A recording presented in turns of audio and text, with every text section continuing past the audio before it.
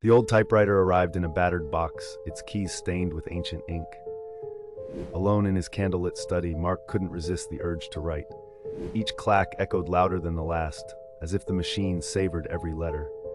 He typed. She heard whispers in the dark. The air chilled. A faint murmur brushed his ear. He froze, heart hammering. Mark shook it off and continued. The whispers grew closer, circling her. The shadows in the room deepened, pressing in. Cold breath grazed his neck. He spun around, nothing but flickering candlelight. His trembling fingers hovered over the keys. She begged the voices to stop. The typewriter jerked, forcing his hands to move.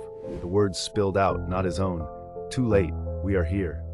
The room filled with overlapping whispers, each syllable seeping from the ink on the page. Mark tried to run, but invisible hands gripped his wrists, dragging him back. The typewriter's keys hammered furiously, spelling out his screams. The final line appeared, another story finished. The room fell silent, save for the echo of 1,000 whispers lurking in the ink.